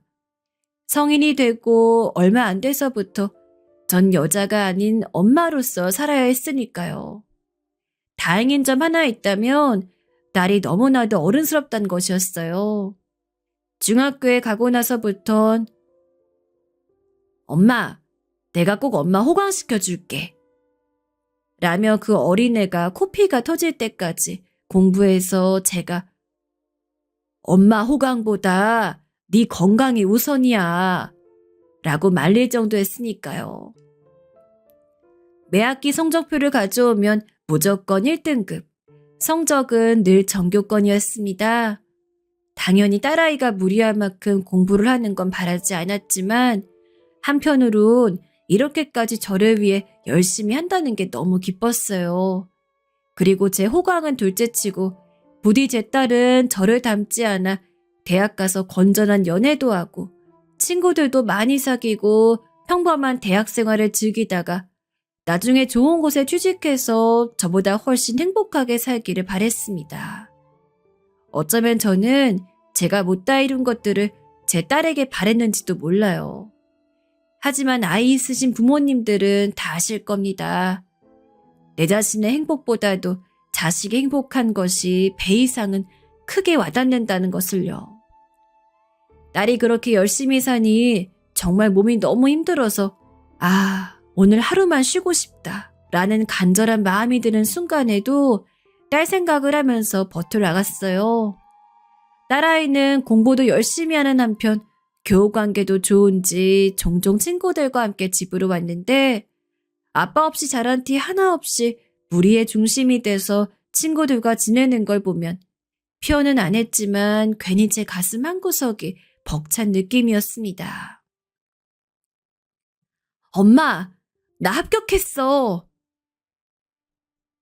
힘겨운 입시 기간이 지나고 제 딸은 여대 중 최고 명문이란 이화여자대학교에 당당하게 최소 합격자로 이름을 올렸어요. 딸은 대학을 준비하는 순간부터 꼭 이화여자대학교에 가고 싶다 노래를 불렀었는데 면접을 잘 못 본 것 같다며 결과 발표하기 전까지 굉장히 우울해하고 있었거든요. 하지만 그 걱정이 기우였다는 것을 결과로 보고 저나 딸이나 부둥켜 안고 엉엉 울었습니다. 정말 그간의 모든 노력과 고생들이 영화관 필름처럼 스쳐 지나갔습니다. 딸은 절 아는 채로 엄마 너무 고마워 라고 이야기했고 전 어른스럽게 그리고 엄마이니까 더 좋은 말로 딸을 축하하고 위로해줬어야 했지만 아마 이렇게 어른스럽고 착한 딸을 품기에는 제가 너무 철이 없었나 봅니다. 딸의 고맙다는 말에 오히려 더 목이 메어 어깨에 얼굴을 묻고 간신히 우는 소리만 참는 것이 전부였으니까요. 대학교 입학 이후 딸은 어느 때보다도 신나는 얼굴로 대학에 다녔습니다. 공부 열심히 해서 성적장학금 받겠다고 하는 거. 대학만큼은 편하게 다녀. 등록금도 네 용돈도 엄마가 알아서 해줄 테니까. 라며 기꺼운 마음으로 전 딸아이의 모든 생활비를 대주었어요. 고등학교까지 얼마나 고생했는지 알기 때문에 자신이 가고 싶던 대학에 가게 된 딸아이가 적어도 졸업할 때까지만은 편하게 살았으면 했어요. 딸아이는 확실히 얼굴이 한참 피어 보였습니다. 엄마, 오늘은 이 강의 들었는데 너무 재밌는 거 있지? 교수님도 너무 재밌게 말씀하시고 강의 내용도 쏙쏙 들어와. 어제 친한 동기 하나가 술 마시자고 해서 술집에 갔는데 너무 신기했다?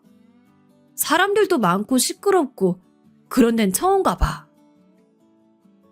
딸은 귀가할 때마다 늘 저를 붙잡고 그냥 뭘 했는지를 대강 이야기해 주었는데 그 이야기를 늘어놓는 표정도 너무 밝았고 얼른 내일이 와서 또 강의를 듣고 친구들을 만나고 싶어하는 분위기가 굳이 말하지 않아도 철철 흘러 넘쳤습니다. 그래서 전 그대로 행복한 일만 있을 줄 알았어요. 하지만 딸아이는 2학년이 채 되기도 전 저를 붙잡고는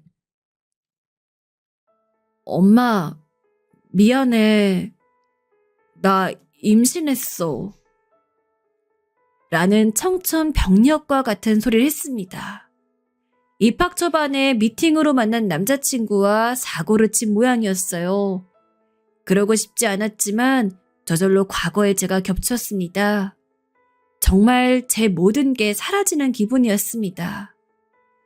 그리고 당시 저희 부모님 생각도 났죠. 딸아이를 낳은 것에 일절 후회는 없지만 적어도 부모님 입장에서 애를 낳겠다던 제가 얼마나 속이 터지고 슬펐을지를 마음 깊이 체감할 수 있었습니다. 전 딸에게 지우라고 이야기했어요. 예전에 제 부모님이 저한테 그랬던 것처럼 저도 똑같이 딸에게 말할 수밖에 없었습니다. 저와 같은 인생을 딸까지 살게 할 수는 없었거든요. 절대 안 돼. 무조건 아이 지워야 된다. 엄마, 나 낳고 싶어. 결혼도 하고 싶고요. 안 된다고. 절대 안 돼. 내가 홀로 널 키우면서 힘들었던 거 모르지 않잖아. 아직 준비도 안 된 네가 청춘 버리고 애 낳겠다는데 그걸 허락할 엄마가 세상에 어딨니? 제발 이번 한 번만 엄마 말 좀 들어줘. 엄마, 나 지금까지 엄마 실망시킨 적 없잖아. 이번에도 내 선택 그냥 믿어주면 안 돼? 나 정말 잘 키울 자신 있어. 엄마도 나 낳고 힘들었지만 그래도 우리 행복했잖아. 전 딸에게 제가 얼마나 힘들게 살아야 했는지, 홀로 딸을 낳고 그 인생이 얼마나 비참했는지 구구절절 말해야 했습니다. 그러나 확실히 부모 자식은 닮더라고요. 딸아이는 절대 애를 못 지운다면서 가출까지 감행하며 저에게 반대했어요. 제발 저 같은 인생을 살지 않기를 바랬는데 정말 사는 게 제 마음대로 되지 않더라고요. 그나마 다행히도 딸아이 남자친구는 애를 낳고 같이 키울 생각이 있었나 봅니다. 그래서 하는 수 없이 딸아이의 남자친구를 만나봤어요. 명문대생이기도 했고 저한테 말하는 거 하나하나 보았을 때 예의 있어 보이는 게 솔직한 심정으로 나쁘진 않았습니다. 물론 딸아이가 애를 낳지 않는 게 저에겐 최선이었어요.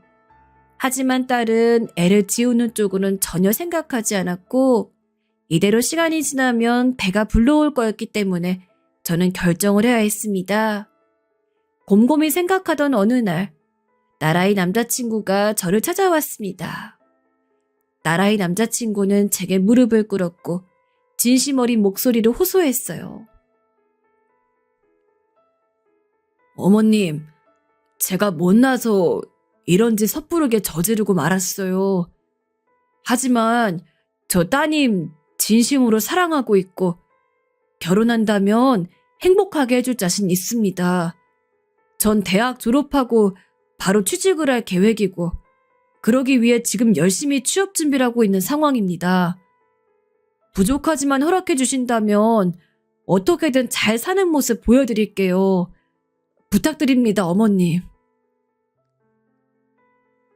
딸아이의 남자친구는 자신이 어느 기업에 취직을 할 생각인지, 취직 후 어떤 미래를 그리고 있는지 꼼꼼하게 하나씩 다 설명했습니다. 그리고 자신이 그걸 위해 어떤 노력을 하고 있는지까지 하나하나 나열해 나갔어요. 어투로 보나 태도로 보나 오랜 시간 공들여 준비한 게 틀림없었고 나름대로 미래에 대한 준비도 확실해 보였어요. 무엇보다 딸을 사랑하는 것이 진심인 것처럼 보였어요. 딸아이 남자친구는 부담스럽지 않는 선에서 저를 찾아왔고 매번 같은 진심을 보여주었습니다. 그 결과 저도 딸아이의 결혼을 허락할 수 있었죠. 딸아이는 제 허락을 받자마자 그간 마음고생이 많았는지 눈물을 펑펑 쏟았어요. 엄마, 허락해줘서 고마워. 나 정말 잘 살 거야. 엄마가 키운 이쁜 딸이니까 나 믿어줘. 고마워, 엄마. 정말 고마워. 딸아이는 감격한 듯 고맙다는 말을 반복했고 저도 그때는 딸아이 눈물을 보고 덩달아 울컥해서 딸아이를 안고 함께 울었어요. 사실 딸아이가 임신하고 나서부터 저도 딸아이에게 실망한 나머지 인연을 끊자는 식으로 말까지 했고 딸아이가 제게 다가오려 해도 밀어내버렸거든요. 그런데 막상 허락을 하고 나니 그간 얼어있던 마음이 녹았는지 눈물이 나왔습니다. 그때부터 결혼 준비가 빠르게 이어졌습니다. 딸이 부른 배로 웨딩드레스를 입지 않아야 했기에 최대한 빠르게 진행하려 했지요. 시작 자체는 그 누구도 예상치 못했다 하더라도 일단은 딸아이를 최대한 격려하며 옆에서 많이 도와주었습니다. 그리고 상견례를 하게 되었어요. 제 입장에서는 사돈될 사람도 확인했어야 하니 조금은 떨리는 마음으로 한식집으로 들어가 자리를 찾았습니다. 허나 순간 두 눈을 의심했습니다. 딸아이 남자친구 어머니로 보이는 사람은 제가 반년간 교도소에 있을 때 같이 수감되어 있던 방의 방장으로 저를 괴롭혔던 여자였어요. 온몸에 소름이 돋았습니다. 다신 보고 싶지 않은 얼굴이었는데 이렇게 만나니 정말 사람 인연 참 질기단 생각이 들더라고요. 아무리 세월이 지났지만 그 표독스러운 표정도 여전했습니다. 전 할 말을 잃고 멍한 얼굴이 되어 그 여자를 쳐다보았어요. 저 여자에게 당했던 일들이, 잊고 있던 기억들이 한꺼번에 올라오는 것 같았어요. 꿈속에서도 저를 괴롭히던 저 여자의 인매와 비웃음이 다시금 상기되면서 속이 메스꺼워졌습니다. 심지어 그렇게 괜찮아 보였던 딸아이 남자친구까지 갑자기 의심이 됐어요. 혹시 일부러 딸이랑 결혼하려고 수작을 부린 것은 아닐지, 임신 자체도 의도적인 것은 아니었을지, 진짜 저 역시 그렇게 내세울 거 없는 집안이라 딸아이한테 미안하지만 저렇게 사기꾼 부모를 두고 있는 아들한테 제 딸을 보낼 순 없었습니다. 그런데 그 여자가 저를 먼저 아는 체 하더라고요. 아니, 당신이 왜 여기에 있어? 우리 아들이 갑자기 어느 집 딸이랑 사고를 쳐서 결혼한다 하길래 대체 부모가 누군가 싶었더니 아이고 기가 막혀 진짜. 아니 이런 집안에 내 아들을 장가 보내야 한다는 거야? 엄마, 갑자기 그게 무슨 말이에요? 어머님. 딸도 예비사위도 모두 당황스러워했습니다. 허나 저는 섣불리 입을 뗄 수가 없었어요. 제가 교도소에 다녀왔다는 건 딸도 예비사위도 모르고 있었으니까요. 웃기게도 그 여자는 제가 할 말에 자신이 먼저 나불거리더군요. 아니, 난 여기서 당신을 만날 줄 정말 몰랐네. 미안하지만 난 이 결혼 허락 못해. 무슨 저런 여자 딸이랑? 엄마, 말씀을 왜 그렇게 하세요? 그만 좀 하세요. 이 자리가 어떤 자리인지 모르세요? 가만히 있어라. 다 엄마가 이유가 있어 그러는 거니까. 넌 저 집안 애랑 절대 결혼 못한다. 당황한 딸아이 남자친구가 먼저 그 여자를 말리고 나섰지만 그 여잔 계속 나불거렸습니다. 그리고 결정적으로 그 여자가 제게 이런 말을 하더군요. 아마도 제가 이성을 잃게 된 건 그 여자가 제 딸을 건드렸기 때문입니다. 으이구, 이 인생 더럽게 살더니 딸도 저렇게 망나니처럼 키워놨네. 딸이라도 잘 키우지 그랬어. 제 딸을 위아래로 훑으며 쯧하고 혀를 차는 것이 도저히 그 꼴을 두고만 볼 수 없어 성큼성큼 다가가 상에 올라가 있던 김치 그릇을 그 여자 얼굴에 철퍽 던져버렸어요. 그리고 딸아이 손을 잡고 나왔죠. 엄마 대체 왜 그래? 딸아이는 당황한 얼굴로 저에게 물었고 전 도저히 대답해 줄 수 없었습니다. 어떻게 사실 네 남자친구 어머니 되는 사람이 나 교도소 있을 때 같은 방에 있던 사람이다 라고 말하나요? 그래서 최대한 말을 돌리고 그 이야기를 하진 않았습니다. 하지만 밝혀질 건 밝혀지더라고요. 차라리 제 입으로 이야기할 걸 그랬습니다. 엄마 나 사기쳐 키운 거였어? 며칠이 지난 뒤에 딸아이 입에서 나온 말에 심장이 떨어지는 줄 알았습니다. 대체 어떻게 알았냐고 저답지 않게 딸을 다그쳤어요. 알고 보니 그 여자가 김치를 얻어맞은 게 분했는지 자기 아들한테 제 딸 번호를 알아낸 뒤에 전화를 걸었던 모양이더라고요. 사기쳐서 교도소 생활한 건 똑같다고 어차피 이렇게 된 거 그냥 잘 됐다면서 결혼 무르는 게 낫겠다고요. 엄마 말 좀 들어봐. 응?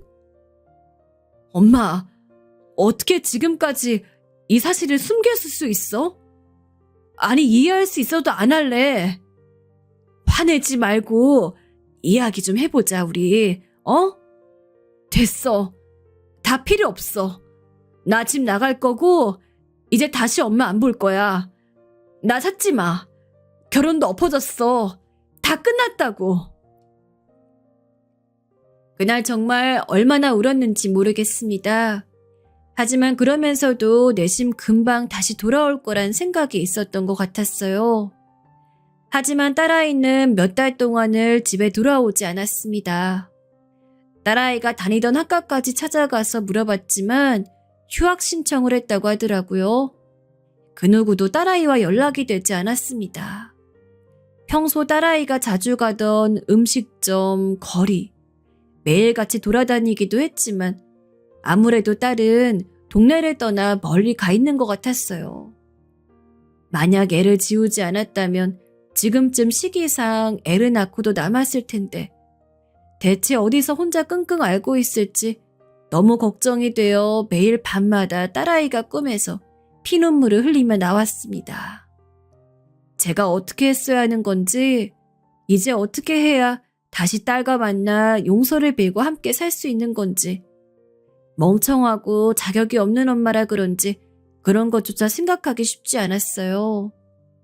저에게 유일한 가족은 제 딸밖에 없고 그 힘든 식당이라며 곰을 팔아가며 키운 딸인데 이렇게 허무하게 떠나버리다니 모든 게 다 제 업보 같았습니다. 젊은 날 제가 그 짓을 해서 교도소에 갔으니 이런 벌을 받는 것 같았습니다. 하지만 아무리 그렇다 해도 그 벌이 너무도 끔찍스러웠어요. 교도소에서 그 방장 여자한테 당할 만큼 당했다 생각했는데 그게 벌이라 생각했는데 하늘이 원망스럽기까지 했습니다. 그러던 어느 날 딸에게서 연락이 왔습니다. 딸은 제게 이야기를 하자고 했어요. 엄마의 이야기 들어보고 싶다면서요. 희망의 끈을 놓으려던 찰나 먼저 연락 와준 딸이 고마워서 서둘러 딸이 있는 곳으로 달려갔습니다. 엄마, 왔어? 딸은 조금 수척해진 모습으로 나와 있었어요. 딸은 아이를 친구에게 맡기고 왔다면서 이제는 모든 걸 다 말해달라 했습니다. 딸의 표정은 무척 진지했고 전 딸 앞에서 사죄하는 심정으로 모든 걸 이야기했어요. 제가 갑작스럽게 임신하게 된 후 생활이 어려워졌던 일, 친구의 소개로 보험 사기를 저지르게 된 일, 그제로 교도소에 갔다 그 여자를 만나게 된 일까지.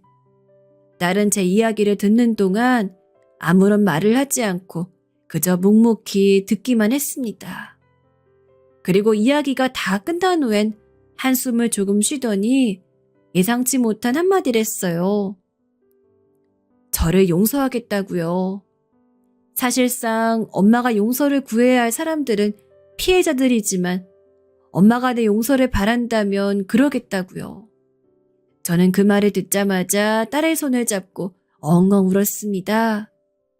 고맙다고, 엄마를 용서해줘서 고맙다고, 말하지 못해 미안하다고 한 맺힌 말들을 마구 쏟았어요. 엄마가 나 키우다 너무 힘들어서 잠깐 그런 생각한 거잖아. 나라도 엄마를 이해해야지. 딸은 마음이 다 정리되면 아이를 데리고 집으로 들어오겠다고 했습니다. 결혼은 엎어졌지만 혼자 힘으로 잘 살 수 있을 거라며 당당한 모습도 보여줬어요. 그렇게 그날 딸과는 헤어졌고 지금은 딸이 집에 들어올 때를 기다리고 있는 중입니다. 딸과 얼떨결에 화해하긴 했지만 마음이 무겁습니다. 딸이 왜 저를 용서해주겠다고 하는지 모르겠지만 그저 저를 사랑하기 때문에 사랑하는 마음에서 용서를 해준 게 아닌가 싶어요. 그런 딸에게 고마울 따름이에요. 만약 딸이 들어오면 제 힘 닿는 곳까지 도와줄 겁니다. 육아도 대신해주고 딸이 대학 생활을 무사히 마칠 수 있도록 옆에 있어줄 거고요. 지금까지 기구한 제 인생 이야기 들어주셔서 감사합니다. 오늘도 소주 한잔 안 하면 잠이 오지 않을 것 같아 주절주절 늘어놓았는데 쓰면서 지나간 세월이 후회도 되고 피해자들에게도 죄송스럽고 딸에게도 미안하고 그러네요. 평생 사죄하는 마음으로 살아야지 싶습니다. 마지막으로 여러분들의 가정엔 행복만이 가득하길 바랍니다.